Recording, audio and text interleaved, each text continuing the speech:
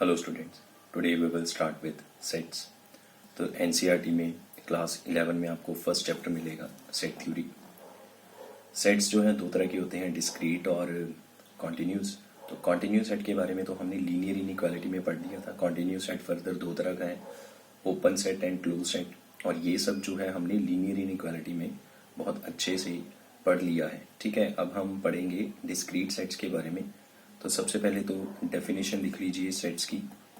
Definition क्या है कि any well defined collection of objects is called a set. कि आप ऐसे ऑब्जेक्ट्स को कलेक्ट कर लीजिए जो एक तरह के हैं। ठीक है, उसको जो हमने कलेक्शन कर ली, that is called a set. For example हम कहते हैं collection of pens, collection of let's say उसमें भी हमने दो तरह की कलेक्शन कर ली, collection of ball pens, collection of gel pens. तो वो दो तरह का सेट बन गया। ठीक है, एक बॉल पेन्स का सेट, एक हो गया जेल पेन्स का सेट। ये वेल डिफाइंड का मतलब है कि जो आप कलेक्शन करोगे, जिस ऑब्जेक्ट को आप कलेक्ट करना शुरू करोगे, उसके बारे में कोई कन्फ्यूजन नहीं होनी चाहिए माइंड में कि इसको कलेक्ट करना है कि नहीं करना। फॉर एग्जाम्पल अगर हम कहें set of tough questions of mathematics, तो this is not a kind of set.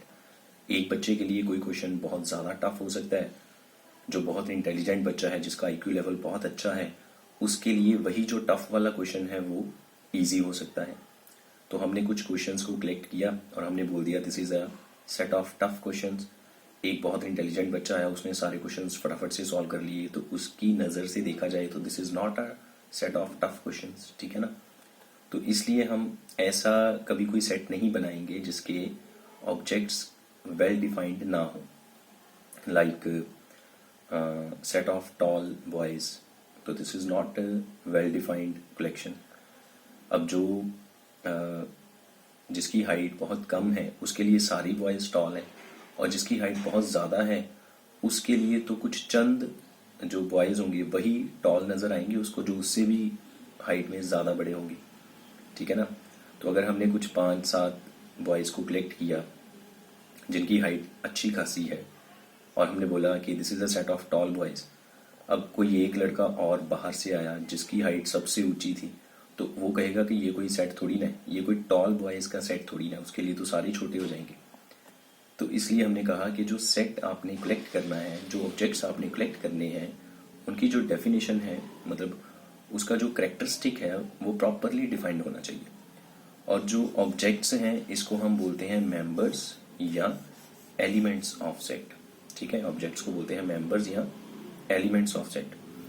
अगर कोई मेंबर, कोई एलिमेंट सेट के अंदर आएगा तो हम लिखेंगे x belongs to A। x क्या है? Where x is a object, और यू कैन से एलिमेंट, और यू कैन से मेंबर। और A क्या है? A is a name of set. ठीक है, जनरल वे में बता दिया। सेट का जो नेम है वो यूजुअली कैपिटल लेटर्स में लिखा जाएगा। कैपिटल लेटर्स में हमेशा सेट का नेम लिखा जाएगा। ठीक है, और जो मेंबर्स हैं, जो ऑब्जेक्ट्स हैं, जो एलिमेंट्स हैं, उनको रिप्रेजेंट करने के लिए जनरल वे में स्मॉल लेटर यूज किया जाएगा। और अगर कोई ऑब्जेक्ट लेट से y है जो ए सेट में नहीं है, तो हम लिखेंगे डज नॉट बिलोंग्स। मतलब ये जो छोटा सा ऐसे ई लगाया, इसका मतलब है बिलोंग्स टू। अगर इसके ऊपर ऐसे कट कर दिया तो इसका मतलब है डज नॉट बिलोंग्स टू। ठीक है, तो ये जो आपके सामने लिखा हुआ है एक्स ई ए, वो ई नहीं है, वो बिलोंग्स टू का सिंबल है, और उसके ऊपर अगर कट कर दें वो डज नॉट बिलोंग टू का सिंबल है। तो अगर कोई एलिमेंट सेट के अंदर है तो हम कहते हैं कि yes it belongs to set A, और अगर कोई सेट के अंदर नहीं है तो हम कहते हैं कि it does not belong to कोई भी जो भी सेट होगा A B C. Then set को रिप्रेजेंट करने के लिए हमारे पास दो तरह की फॉर्म्स हैं, एक है रोस्टर फॉर्म और एक है सेट बिल्डर फॉर्म। रोस्टर कह लो या टेब्यूलर कह लो, एक ही बात है। तो प्रेजेंटेशन के लिए हमारे पास दो तरह की फॉर्म्स हैं, एक रोस्टर फॉर्म और एक है set builder form. Roster form में क्या होगा कि all elements are separated by commas placed in a curly braces. कि जो सेट के एलिमेंट्स हैं उनको कॉमा के साथ सेपरेट किया जाएगा और कर्ली ब्रेसेस में प्लेस कर देंगे, that is called a set. Like यहाँ पे एक एग्जांपल है set A 1 2 3 4 5. So this is a collection of first 5 natural numbers 1, 2, 3, 4, 5 placed within curly braces. So this kind of presentation is called a roster or tabular form. Then set builder form में हम क्या करेंगे, एक set कोई भी letter से B, उसको general वे में रिप्रेजेंट करेंगे. ठीक है, अब इसमें क्या क्या लिखा है इसके बारे में थोड़ा समझ लेते हैं. ये जो सबसे पहले x लिखा है, this is a general element, this is a general element of set P. और ये जो 2 डॉट्स लगाए हैं इसको बोलते हैं सच दैट या फिर वेयर, सच दैट या फिर वेयर. अच्छा, कई बार 2 डॉट्स की जगह सिंगल लाइन लगा देते हैं. जैसे आप ये यहाँ पे देखिए सेकंड प्रेजेंटेशन, दोनों सेम ही लिखे हैं, डॉट्स की जगह लाइन लगा दी, इसका मतलब भी सच दैट या फिर वेयर. देन इसके बाद ये जो चीज़ लिखी है आपके सामने, x² less than equals to 4 and x belongs to natural number, this is called a property. और जो x की वैल्यू इस प्रॉपर्टी को सेटिस्फाई करेगी वही सेट B का एलिमेंट बनेगा. ठीक है, अब x क्या है, यहाँ पे देखें x क्या है, natural number, x belongs to n, n का मतलब नेचुरल नंबर, ये तो हमने 10th क्लास में भी पढ़ रखा है. और x का स्क्वायर जो है वो या तो 4 हो सकता है या 4 से कम हो सकता है. अब ऐसे कितने नेचुरल नंबर्स हैं जिनका स्क्वायर या तो 4 होगा या 4 से कम होगा. स्क्वायर करना शुरू कर दो. 1 का स्क्वायर 1, 2 का स्क्वायर 4, 3 का स्क्वायर 9. 3 का स्क्वायर 9 हो गया, मतलब 4 से बड़ा हो गया. तो x की कितनी वैल्यूज एक्सेप्टेबल हैं, सिर्फ 2. कौन सी, 1 एंड 2. तो अगर हम सेट B को रोस्टर फॉर्म में लिखेंगे दैट विल बी 1, 2. ठीक है, क्योंकि x की 2 वैल्यूज हैं 1 और 2, जिसका स्क्वायर करेंगे तो 4 से कम रहेगा. और x क्या है, नेचुरल नंबर है, तो हमें जो x की वैल्यूज सेलेक्ट करनी है वो नेचुरल नंबर में से ही सिलेक्ट करनी है. और कौन सी वैल्यू सेलेक्ट करनी है, जिसका स्क्वायर हमेशा 4 या 4 से कम है. तो इस B को अगर मैं रोस्टर फॉर्म में लिखना चाहूँ that will contain only 2 elements 1 and 2, comma लगा के सेपरेट करेंगे, कर्ली ब्रेसेस में रख देंगे. और जो पहली प्रेजेंटेशन हमने करी है वो क्या है, सेट बिल्डर फॉर्म. अच्छा, अब एक रोस्टर फॉर्म की 2 या 2 से ज़्यादा सेट बिल्डर फॉर्म्स हो सकती हैं. अब इसी B को हम ऐसे भी लिख सकते हैं, B is equal to x such that x less than 3 and x belongs to natural number. तो बहुत सिंपली हम ऐसे भी लिख सकते हैं कि x क्या है, x एक नेचुरल नंबर है जो 3 से कम है. 3 से कम तो सिर्फ 2 ही नेचुरल नंबर हैं, 1 एंड 2. तो इसकी अगर प्रेजेंटेशन करेंगे तो फिर से यही बनेगी 1, 2, और जो ऊपर लिखा उसकी भी यही बनी. सो दैट मीन्स ये जो दोनों हमने लिखे हैं, ये जो 2 सेट्स हमने लिखे हैं, इसमें जो प्रॉपर्टी हमने लिखी, जो प्रॉपर्टी हमने स्पेसिफाई की, ठीक है, ये सेम ही प्रॉपर्टी को रिप्रेजेंट करता है, बस उसको लिखने का एक तरीका चेंज कर दिया. Then next come to the some standard sets. इसके बारे में हर बच्चे को पता होना चाहिए. अच्छा, पहली बात तो ये कि जो सेट है वो हमेशा किस में रिप्रेजेंट किया जाएगा, कैपिटल लेटर के साथ, अभी बताया. दूसरी बात, जो स्टैंडर्ड सेट्स हैं, कोई भी बुक उठा के देख लो, उसमें जो सेट का नेम है कैपिटल लेटर में उसको बोल्ड करके लिखा होगा. ठीक है, मोटा करके, डार्क करके लिखा होगा. अगर डार्क करके n लिखा है लाइक दिस, तो इसका मतलब है सेट ऑफ नेचुरल नंबर्स. अब नेचुरल नंबर स्टार्ट कहाँ से होते हैं, 1 से, 1 2 3 4 सो ऑन, कोई लिमिट थोड़ी ना, कोई एंड थोड़ी ना इसका. W का मतलब है सेट ऑफ होल नंबर्स. तो पहले वाला क्या होगा, natural numbers, then whole numbers, जिसको हम W से रिप्रेजेंट करते हैं, 0 1 2 3 4 सो ऑन. Z और I, इसको बोलते हैं इंटीजर्स, सेट ऑफ इंटीजर्स. ये 0 1 2 3 पॉजिटिव भी हो सकते हैं, नेगेटिव साइड में -1 -2 सो ऑन, माइनस इन्फिनिटी से लेके प्लस इन्फिनिटी तक कितने ही इंटीजर्स हैं. देन Q क्या रिप्रेजेंट करता है, set of rational numbers.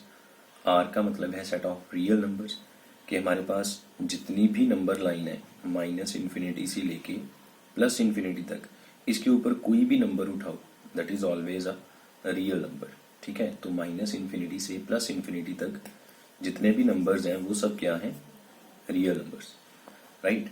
Then Q के ऊपर छोटा सा सी लिख दिया, इसका मतलब है सेट ऑफ इरेशनल नंबर। ये जो क्यू के ऊपर हमने छोटा सा सी लिखा, this is called a complement, complement of Q, मतलब क्यू को छोड़ के। और यू कैन से कि अगर रियल में से सारे रैशनल नंबर हटा दो तो इरेशनल नंबर बन जाएगा, ठीक है। कि हम क्या बोलते हैं, 10th क्लास में हमने यही सब पढ़ा है ना कि नंबर्स दो तरह के हैं, रियल और रैशनल और इरेशनल, ठीक है। तो हमने जब रैशनल के बीच में इरेशनल नंबर्स को भी मिला दिया तो वो सब बन गया रियल नंबर। रैशनल नंबर को लिखते हैं क्यू, इरेशनल को लिखते हैं क्यू के ऊपर सी, मतलब कॉम्प्लीमेंट ऑफ रैशनल, के रैशनल को छोड़ दो बाकी सब इरेशनल, और इसको प्लस किया तो आर। तो आप ऐसे लिख सकते हो Q C is equals to R minus Q, के सारे रियल नंबर में से रैशनल नंबर हटा दो तो बाकी जो बचा that is called a set of irrational numbers. Then next empty set.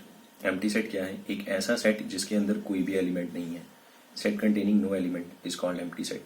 इसको रिप्रेजेंट करते हैं करली ब्रेसेस लगा के, बस छोड़ दो, बीच में कुछ नहीं लिखना, या फिर ये सिंबल है सर्कल लगा के उसको बीच में से कट कर दिया, this is called a phi, इस सिंबल को बोलते हैं फाई, ठीक है। This is called a phi, ये लिख लीजिए।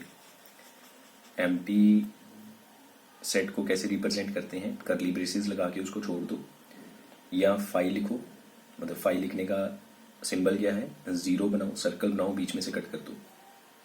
एम्प्टी सेट को और भी दो नाम दिए जाते हैं, इसको नल सेट भी बोला जाता है या फिर वाइड सेट भी बोला जाता है, ठीक है। Then finite and infinite sets क्या हैं। फाइनाइट सेट एक ऐसा सेट है, फाइनाइट सेट एक ऐसा सेट है जिसके एलिमेंट्स को हम काउंट कर सकते हैं, और इनफाइनाइट सेट ऐसा सेट है जिसके एलिमेंट्स को काउंट नहीं किया जा सकता, जिसमें काउंटिंग कभी खत्म नहीं होगी, like set of natural numbers. तो इनफाइनाइट एलिमेंट्स हैं उसके अंदर, इनफाइनाइट ऑब्जेक्ट्स हैं, मतलब जिस सेट के अंदर नंबर ऑफ ऑब्जेक्ट्स इनफाइनाइट है उसको इनफाइनाइट सेट बोलते हैं, जिसके अंदर फाइनाइट है उसको फाइनाइट सेट बोलते हैं, ठीक है जी। देन अगर डेफिनेशन के हिसाब से देखा जाए तो हम ऐसे बोलेंगे, a set is called finite if process of counting of its different elements comes to an end, otherwise it is called infinite. अगर हम कहें set of natural numbers less than 10 तो वो तो फाइनाइट है, 10 से कम नॉन नेचुरल नंबर आ जाएंगे, 1 2 3 4 5 6 7 8 9। और अगर हम सिर्फ ये कह दें कि सेट ऑफ नेचुरल नंबर्स वो इनफाइनाइट है, उसमें तो बहुत सारे नंबर्स आएंगे, खत्म कहाँ पे करना है कोई पता नहीं है, एंड पता नहीं है, ठीक है ना। देन एक नोट लिख लीजिए, एम्प्टी सेट के बारे में कई बार बच्चों को नहीं पता होता ये फाइनाइट है या इनफाइनाइट है। एम्प्टी सेट एक फाइनाइट सेट है बिकॉज इसके अंदर एलिमेंट्स को काउंट किया जा सकता है। एम्प्टी सेट के अंदर कोई एलिमेंट नहीं है तो number of elements is zero. Count तो कर लिया ना हमने, काउंटिंग कहाँ से शुरू होती है, जीरो से होती है, कि अगर आपके हाथ में कुछ है तो काउंट हो जाएगा, कुछ नहीं है हाथ खाली है तो मतलब number of objects zero. Then order of set. Order of set का क्या मतलब है, एक सेट के अंदर नंबर ऑफ डिफरेंट एलिमेंट्स, एक सेट के अंदर कितने एलिमेंट्स अलग अलग तरह के हैं, that is called a order of set. इसको रिप्रेजेंट करते हैं ओ ब्रैकेट में ए या फिर एन लिख के ब्रैकेट में ए, ठीक है। अब नाउ लेट अस से हमारे पास एक एग्जांपल है, हमें सेट ए दे दिया 1 2 2 3 4 4 5। अब एक बच्चे ने कहा कि इसके अंदर 7 एलिमेंट्स हैं और एक बच्चे ने कहा इसके अंदर 5 एलिमेंट्स हैं। अब दोनों में से सही कौन है। जिस बच्चे ने ऑर्डर ऑफ सेट की डेफिनेशन को अच्छे से पढ़ा है उसका आंसर सही होगा। ऑर्डर ऑफ सेट की डेफिनेशन क्या कहती है, एक सेट के अंदर कितने डिफरेंट एलिमेंट्स हैं, दैट इज कॉल्ड ऑर्डर। तो अगर हम ए सेट को देखें, इसके अंदर पहला एलिमेंट है 1, फिर है 2, अब अगला 2 तो रिपीट है उसको नहीं काउंट करेंगे, आगे आ जाओ 3 4, अगला 4 रिपीट है उसको नहीं करेंगे, फिर आया 5। तो अल्टीमेटली इसमें एलिमेंट्स कितने हुए, 5 हुए ना, रेपिटेशन काउंट नहीं करनी। तो जो सेकंड वाला आंसर है वो ट्रू है, फर्स्ट वाला आंसर फॉल्स है, ठीक है। देन नेक्स्ट एक और नोट लिख लेते हैं, सिंगलटन सेट। सिंगलटन सेट नाम से पता चलता है एक ऐसा सेट जिसके अंदर सिर्फ एक ही एलिमेंट है, that is called a singleton. End of course वो डिस्टिंक्ट होना चाहिए ना, जैसे हमने एग्जांपल लिखी, एक सेट है ए दैट इज 2। अच्छा, सिंगलटन सेट और कैसे पहचान होगी? जिसका ऑर्डर 1 है, that is called a singleton set. फिर हमने एक सेट लिखा बी जिसके अंदर 4 एलिमेंट्स हैं, लेकिन अगर देखा जाए तो चारों के चारों रिपीट है, तो मतलब ऑर्डर अगर लिखेंगे बी का वो तो एक ही आएगा ना। ऑर्डर का क्या मतलब है? Number of different elements. B में तो एक ही एलिमेंट है, वही बार बार रिपीट हो रहा है। एक के बाद मतलब 3 के अलावा तो कोई एलिमेंट है ही नहीं। तो बी का ऑर्डर 1, ए का ऑर्डर भी 1, तो इसलिए ये दोनों कौन से सेट्स हैं? ये दोनों सिंगलटन सेट्स हैं। Then next second note, infinite set का ऑर्डर क्या होगा भाई? खुद सोचो।